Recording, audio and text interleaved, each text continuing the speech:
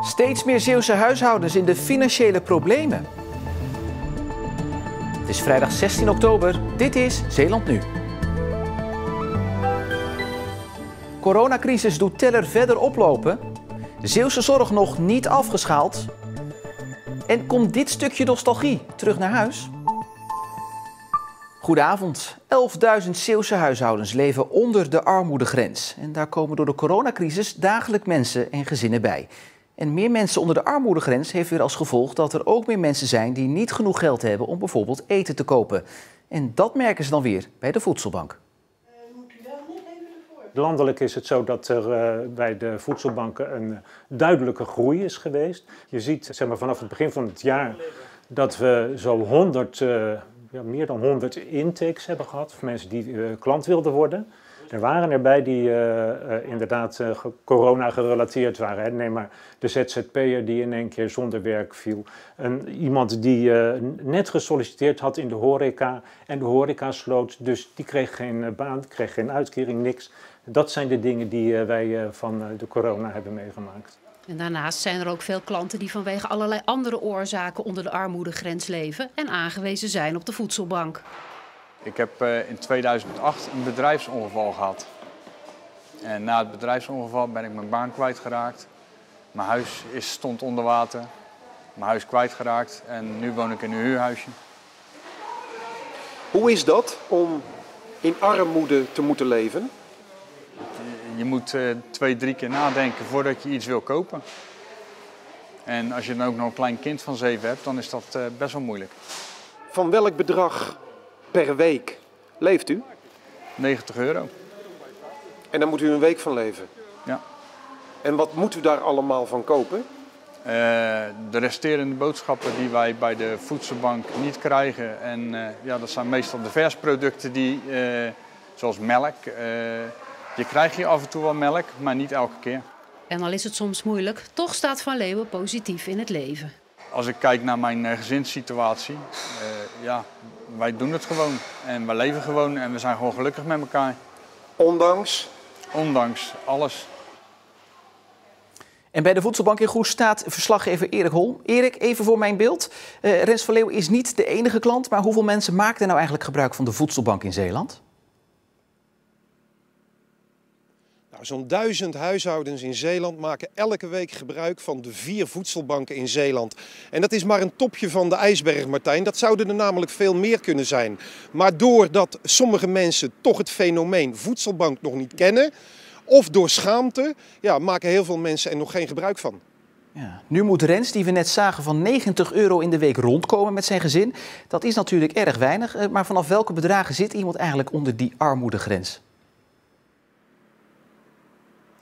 Ja, dat is afhankelijk van de gezinssamenstelling. Bij een alleenstaande gaat het om zo'n €1060 per maand. Wanneer je het over een gezin hebt met meerdere jongere kinderen, dan heb je het over €2000. Ja, dan eventjes terug naar die groei waar we het net over hebben. Gaat die groei de komende jaren toenemen?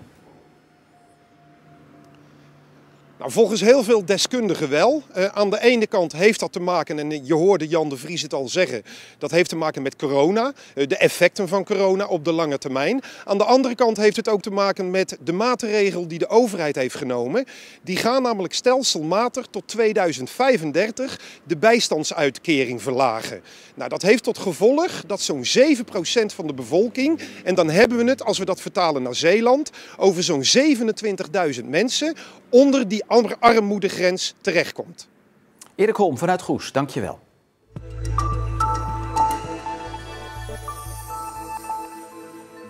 Tot vanmorgen zijn er 76 nieuwe coronabesmettingen gemeld. Gisteren kwamen er 73 nieuwe gevallen bij en eergisteren was dit nog 83. Er zijn tot zover bekend in de afgelopen 24 uur geen Zeeuwen overleden aan het virus. En dan de ziekenhuizen. In Zeeland kan vooralsnog alle geplande en reguliere zorg nog door blijven gaan. Op dit moment liggen er in de 2 Zeeuwse ziekenhuizen 32 coronapatiënten, waarvan 8 op de intensive care. Het merendeel van die patiënten, 26 in totaal, is overgenomen van overbelaste ziekenhuizen in de rest van het land. Een grote uittocht vandaag van Duitsers en Belgen. Beide landen hebben het reisadvies voor Zeeland aangescherpt. Bij terugkomst is een quarantaine en test verplicht. Dus annuleren veel toeristen nu hun herfstvakantie. En bij de camping staat de telefoon roodgloeiend met annuleringen. Die mensen die vinden het heel leuk om hier een week naartoe te komen, maar niet dat ze dan thuis ook nog een dikke week in quarantaine moeten verblijven. Dus dat begrijp ik volkomen. De mensen die er zijn, die zijn echt nu aan het inpakken en die gaan naar huis. En ja, er komen vrijwel geen Duitsers en Belgen voor terug. Natuurlijk komen nog een aantal Nederlanders. Maar bij ons is bijvoorbeeld 1/3 van de gasten vandaag, dat zouden Duitsers zijn. Nou, ik geloof dat er misschien nog 2 komen. Als ouderen niet meer naar het museum kunnen, dan haal je het museum naar de ouderen toe. In woonzorgcentrum Bach-de-Dieke in Terneuzen hangen nu 3 replica's van topstukken uit Nederlandse musea. En de bewoners vinden het prachtig. De kleuren. Kleuren zijn mooi. Wat ziet u erin? Al van alles een beetje. Ja. Iets van een soort vlinder. En dan van boven is volgens mij een vis.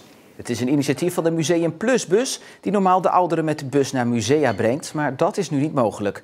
Maar door deze opzet kunnen de verzorgers er ook van genieten. Normaal is het museum heel ver weg voor ons. Je kan wel naar de overkant, maar dat is toch meer het Zeeuws museum. Maar echt het Rijksmuseum of het Joods museum, dat is toch wel een end. Maar om dan toch die stukken eigenlijk hier in de buurt te hebben, is toch wel heel speciaal. Liefhebbers van de oude veerdienst PSD willen de voormalige veerboot Koningin Emma kopen en terug naar Zeeland halen. De oude veerboot staat te koop en ligt al jaren in Scheveningen. Volgens de liefhebbers is het schip van groot historisch belang voor Zeeland. Het is namelijk het oudste nog bestaande schip dat is gebouwd door scheepswerf De Schelde in Vlissingen. In Zeeland zou het schip dienst kunnen doen als museumschip, bed and breakfast of rondvaartboot.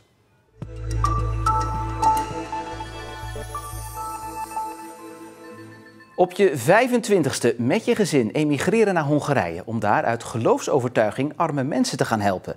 De familie Tramper uit Arnhem-Muiden doet het en gaat volgend jaar 1400 kilometer verderop in het Hongaarse dorpje Ta-Biobicki wonen en werken. Ze doen het omdat ze zich naar eigen zeggen geroepen voelen. Het is toch ook niet logisch. We hebben een 1-jarige en ik ben zwanger van een kindje. Ik bedoel, het is zo onlogisch. Je gaat er ook niet op vooruit. Want ik bedoel, de gezondheidszorg, het onderwijs, dat is allemaal niet dat je denkt van, goh, laten we eens lekker emigreren naar Hongarije. Dus zonder die roeping zouden we het niet bezig kunnen zijn met al deze voorbereiding en zouden we ook gewoon niet gaan. Maar dat doen ze dus wel. Hanno en Rodé Tramper uit Arnhem-Muiden zijn druk bezig met de voorbereidingen om volgend jaar te emigreren met hun 2 kinderen. In de volle overtuiging dat hun hulp daar hard nodig is. Roma's worden heel erg gediscrimineerd, die krijgen geen banen, die worden achtergesteld, die worden ergens achter in een dorpje weggemoffeld eigenlijk. Het gemiddelde inkomen is €300 per maand, waar gewoon de gemiddelde man van rond moet komen. En wij waren er afgelopen augustus en we kwamen erachter dat eigenlijk de meeste dingen even duur zijn als hier. Dus reken maar uit als je dan €300, als je daarvan rond moet komen, dat is geen vetpot. Het stel wil zich aansluiten bij een christelijke stichting die daar al werkzaam is. Handen uit de mouwen en back to basic, dat wordt het motto. In de afgelopen 2 jaar heeft het stel zich voorbereid en ook in Hongarije de stichting geholpen waar dat kon. Dan hebben we een riolering aangelegd die afgebroken was, die kapot was, waar de uitwerpselen gewoon de tuin in dreven, zeg maar. Nou, dat soort klussen waar die mensen eigenlijk geen geld voor hebben, die pakken zij dan op. Daar helpen ze mee, dat is een stukje praktisch werk. Daarnaast gaan ze naar de daklozen, delen ze maaltijden uit. Ondanks dat we nog geen eens in de winter zijn geweest, waren we zo geraakt dat we dachten, zo mensonterend dat je gewoon zo op straat leeft. En dus is het oefenen geblazen, want eenmaal in Ta-Biobicki zal het toch echt Hongaars gesproken moeten worden. Köszönöm szépen, dat is dan hartelijk bedankt.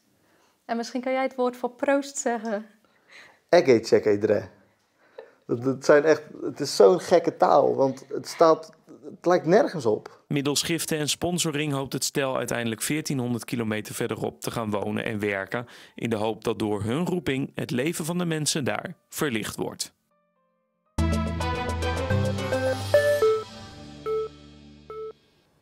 Zeeland was in de 9e eeuw tientallen jaren een uitvalsbasis voor vikingen die vanaf Walcheren andere steden en Engeland bestookten. Het is een van de theorieën over de aanwezigheid van de Noormannen in onze provincie. Maar dat ze hier geweest zijn, dat is zeker. Stoere, afschrikwekkende vikingen komen op onze televisie op dit moment voorbij in de ene na de andere serie.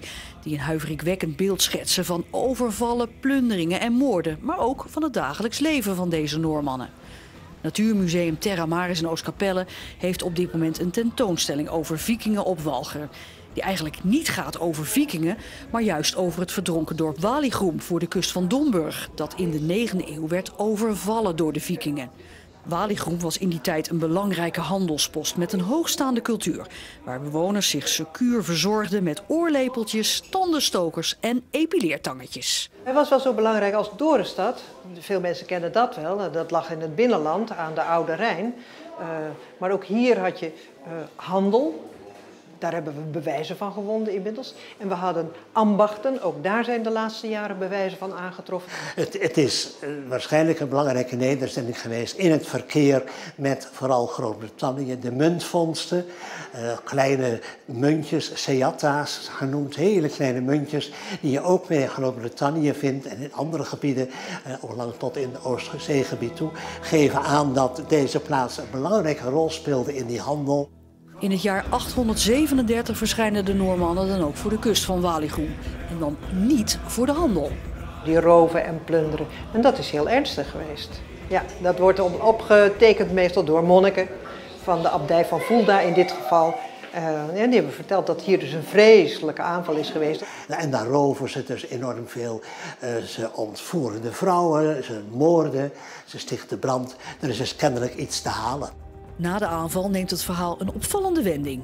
Terwijl de vikingen de rest van Europa terroriseren, blijft de vestiging Waligroem verder ongemoeid. Het ondersteunt de theorie dat de vikingen zich in Waligroem vestigden en het als uitvalsbasis gebruikten. En we weten, een paar jaar na die grote aanval van 837, dan beleent de keizer, een viking, Harald genaamd, met Walcheren. Met andere geeft hem dat in leen. Dus hij mag daar de heerschappij hebben, de inkomsten trekken. Dat betekent al natuurlijk dat deze viking hier al voet aan de grond heeft. Een halve eeuw later heroverden de Franken Walcheren op de vikingen, die dus vertrokken. Terug naar de expositie. De getoonde voorwerpen kunnen van vikingen geweest zijn of gewoon door handel in Waligroem terecht zijn gekomen. Een vikingenschat of graf is hier nooit gevonden, maar wie weet wat we ooit nog in de bodem gaan vinden. Dat onomstotelijk bewijst hoe belangrijk Zeeland voor de vikingen was. Ze zijn hier geweest. Ze zijn hier geweest, absoluut. Ja, dat weten we zeker. Ja. Men zegt toch altijd dat de Westkapellenaren van vikingen afstammen. Maar ja, of dat nou dan een compliment is, kan je je even afvragen. Heldhaftig waren ze wel, maar het was niet leuk als vikingen langskwamen, hoor.